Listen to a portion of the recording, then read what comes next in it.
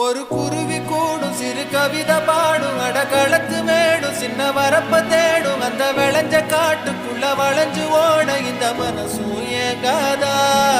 ஒரு ஆத்து மீனும் துள்ளி குதிச்சு போகும் மீன் குழம்பு வாசம் எங்க காத்தில் வீசும் நொடி பசிச்ச நேரம் அந்த பழைய சோறு இங்க அமுதம் ஆகாதா